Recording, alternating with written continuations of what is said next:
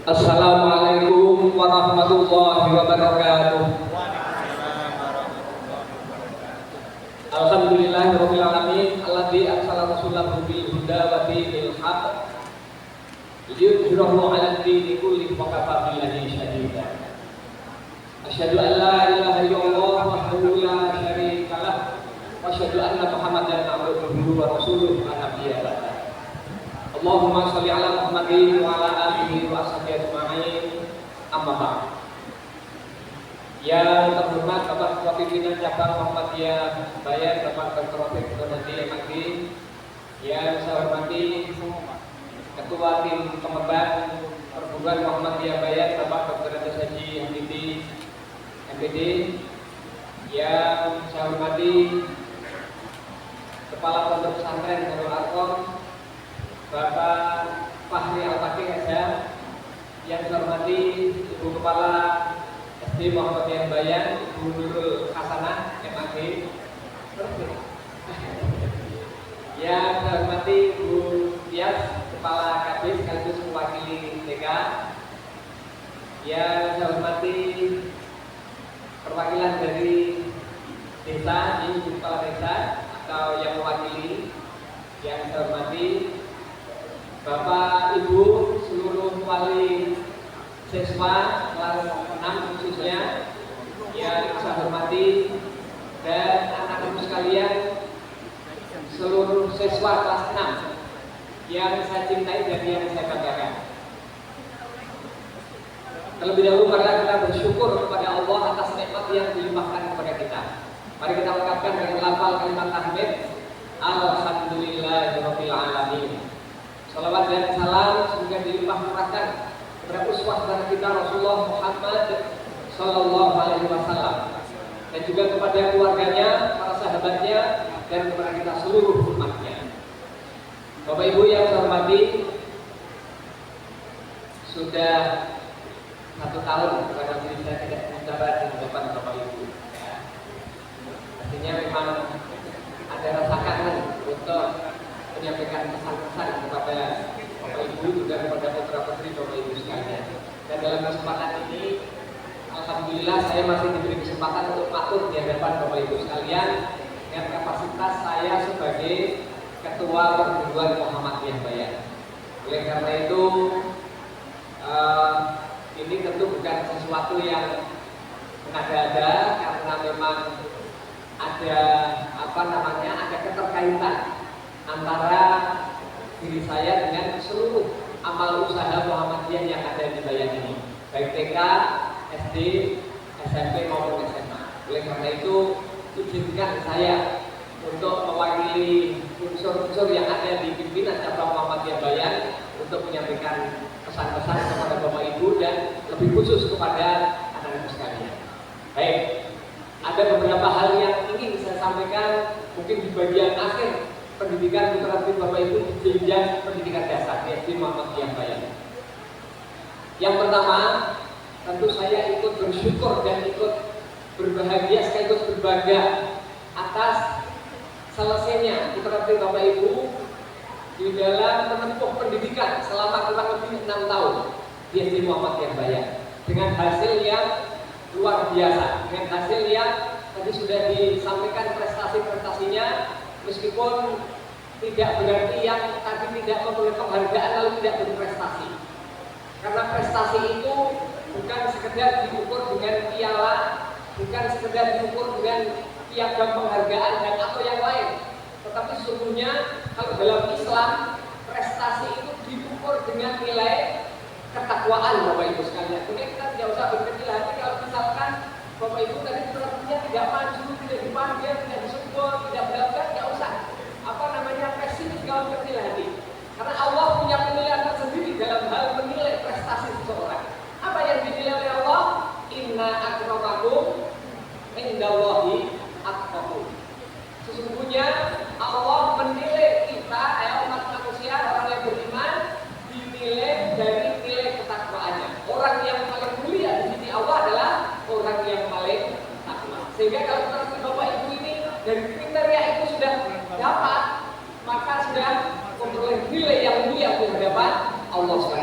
Sehingga Bapak Ibu harus beribadah. Saya yakin bahwa dibina selama 6 tahun, dibina keimanannya, dibina ibadahnya, dibina akhlaknya, itu sudah saat ini dianggap cukup dari jenjang SD. Meskipun ini tidak boleh berhenti, karena itu harus berkelanjutan. Sekarang setelah Bapak Ibu beriman, apakah masih yakin nanti setelah usia SMP, setelah usia SMA, setelah sampai ke perguruan tinggi masih juga beriman, masih juga beribadah, masih juga berakhlak yang baik? Tidak ada jaminan Bapak Ibu sekalian. Oleh karena itu ini harus berkelanjutan, ya. Oleh karena itu, yang pertama saya tentu mengucapkan selamat syukur kepada Allah atas prestasi yang sudah diraih oleh seluruh siswa kelas 6 SD Muhammadiyah Bayang. Yang kedua, tentu saya berpesan tadi karena pendidikan ini tidak boleh berhenti, harus berkelanjutan, ya. Bahkan kalau nanti sudah misalkan sampai ke perguruan tinggi, memperoleh gelar doktor misalkan, apakah kemudian pendidikan belum bisa dari situ? Tidak. Pendidikan itu tidak akan pernah berhenti sampai akhir hayat, gitu kan? Jadi pendidikan, pembelajaran, proses belajar terus berlangsung sampai akhir hayat kita.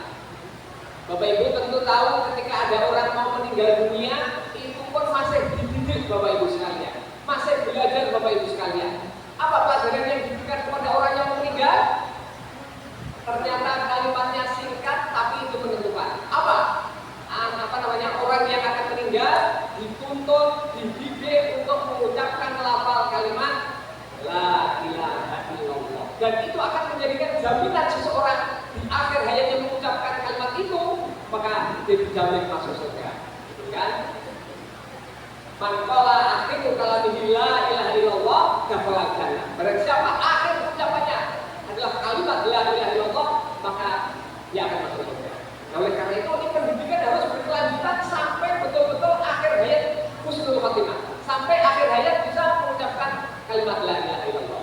Nah, oleh karena itu pesan saya ketiga Bapak Ibu sekalian, mari Bapak Ibu sekalian, juga anak-anak sekalian, ini bukan hanya sekedar Bapak Ibu, tapi juga anak-anak sekalian untuk memilih lanjutan sekolah yang senafas, yang selaras dengan apa yang sudah ditanamkan di SD Muhammadiyah ini.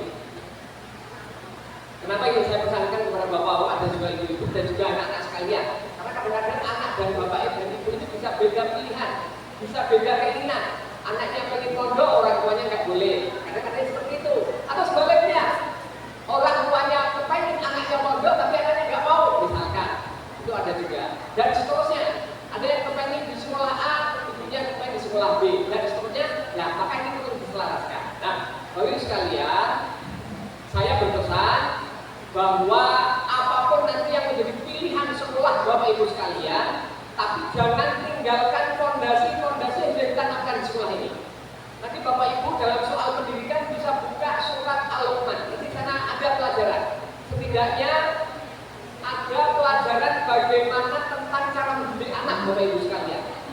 Luqman memang bukan nabi, tetapi dia diberi hikmah oleh Allah untuk mendidik anaknya, dan kemudian pendidikan Luqman kepada anaknya itu diabadikan dalam Al-Quran dengan maksud supaya kita ini juga mengikuti jejak apa yang diajarkan Luqman kepada anaknya. Nah, Bapak Ibu sekalian, kalau kita lihat substansi dari 3 pendidikan, dari pendidikan yang diajarkan Luqman kepada anaknya ada 3. Yang pertama tentang akidah, Bapak Ibu sekalian, tentang keimanan. Nah, tentang keimanan ini memang bukan perkara yang gampang, bukan perkara yang main-main. Rasulullah 10 tahun di Mekah itu belum ada syariat tentang sholat, tentang puasa dan yang lain, tapi tentang keimanan Bapak Ibu sekalian. Sehingga jangan menganggap setelah kita di Muhammadiyah besok lihatnya SMP dan sunat bebas memilih sekolah yang lain. Yang penting fondasinya sudah diajarkan. Memang fondasi itu di SD penting, tapi ini bukan berarti fondasi sudah dianggap cukup, umum dan sebagainya. Masih harus kita pikirkan. Karena tadi itu Rasulullah saja menanamkan, yang Rasul menanamkan kepada umatnya, kepada sahabatnya itu 10 tahun Bapak Ibu sekalian. Baru kemudian setelah hijrah ke Madinah, itu kemudian ada syariat tentang sholat, tentang puasa, tentang dan macam-macam itu setelah fondasinya kuat, setelah imannya kuat. Nah, maka berarti Bapak Ibu setidaknya nanti dipilihkan sekolah yang kira-kira lulus. Yang pertama. Lalu yang kedua, isi dari pendidikan Luqman kepada anaknya adalah tentang ibadah. Tadi itu urutannya setelah iman lalu ibadah. Nah, ibadah di situ di dalamnya adalah termasuk bagaimana seorang anak itu menghargai, menghormati orang tua. Kalau anak tidak paham tentang akidah yang baik dan benar, maka dia tidak akan bisa menghormati orang tuanya. Tapi ketika dia sudah paham tentang akidah yang baik, benar dan lurus, maka dia nanti akan bisa menghormati orang tuanya. Nah, ibadah ini bagian penting. Karena ibadah itu juga menjadi ibaratnya menjadi tiang-tiangnya, tiang agama. As-sholatu imaduddin. Sholat itu tiangnya agama. Jadi fondasinya keimanan, tiangnya adalah sholat dan ibadah-ibadah yang lain. Maka penting kita juga memilih sekolah yang bisa mengantarkan anak kita menjadi anak yang rajin beribadah. Yang ketiga adalah akhlakul karimah yang diajarkan Luqman kepada anaknya, Bapak Ibu sekalian. Oleh karena itu, akhlak ini menjadi bagian yang finalisasi dari seluruh proses pendidikan keagamaan. Orang kalau fondasi keimanannya kuat, ibadahnya bagus, maka akan lahir pada anak seperti itu akhlak yang mulia, akhlakul karimah.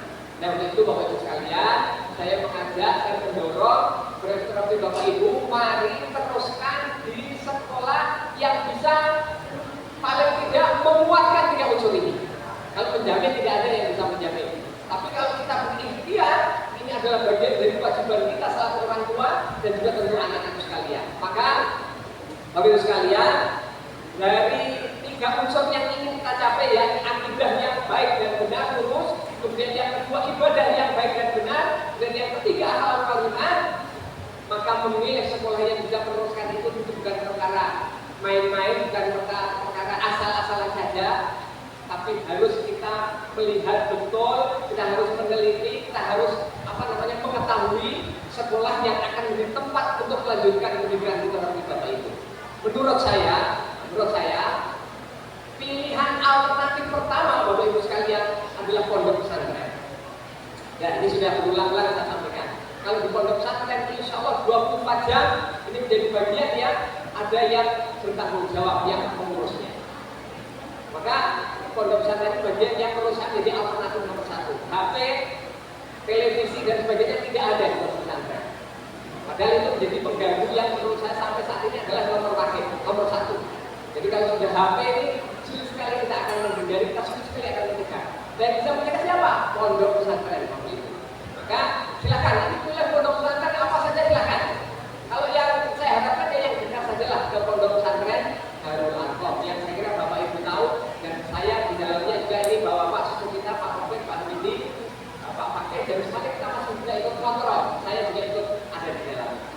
Kalau tidak apa-apa, saya sudah jenuh Pak, sudah 6 tahun, ditambah TK 3 tahun, sudah 9 tahun di perguruan Muhammadiyah, silakan mau pengen yang lain boleh, di Jogja ada, di Klaten ada, di banyak tempat ada, silahkan pilih pondok pesantren banyak sekali. Tapi ini alternatif pertama. Alternatif yang kedua Bapak Ibu sekalian, kalau kamu mungkin berat pisah dengan orang tua atau dianggap mungkin anaknya juga belum mandiri dan sebagainya, silakan pilih sekolah-sekolah yang reguler, yang tidak pondok. Mungkin juga ada dipilih sekolah yang bisa melanjutkan nilai 3 itu tadi itu. Nilai akidah, nilai ibadah, dan nilai akhlakul karimah. Di Kutoarjo ini sudah ada SMP Muhammadiyah yang di-branding untuk menjadi sekolah unggulan. Nah itu nanti saya kira bisa menjadi pilihan. Anak tidak nginep, tapi sekolahnya sampai agak sore begitu ya, agak mungkin semi full day school, nanti bisa menjadi alternatif pilihan Bapak Ibu sekalian. Atau mungkin SMP Muhammadiyah yang lain yang sekiranya Bapak Ibu bisa mengakses ke sana. Kalau pondok pesantren yang dekat selain pondok pesantren Darul Arqam juga ada di Pituro SMP Muhammadiyah Boarding School MBS gitu ya. Nanti itu juga bisa menjadi pilihan. Insya Allah yang pengelola di sana juga kader-kader dari Muhammadiyah. Nah, Bapak Ibu sekalian, alternatif terakhir, kalau Bapak Ibu tetap berkeinginan saya tetap ingin memasukkan anak saya ke sekolah negeri misalkan SMP 7, SMP 10 atau yang lain, tidak apa-apa, monggo silahkan. Tapi silahkan apa yang sudah ditanamkan dari sekolah ini, dari 3 unsur itu, akidah, ibadah, dan akhlakul karimah, silahkan terus tetap diperhatikan. Dan anak-anakku sekalian, ketika taman dari SD terus nanti misalkan satu dan sebagainya, silahkan di sana menjadi suri tauladan yang baik. Ingat ini anak-anak sekalian, ya.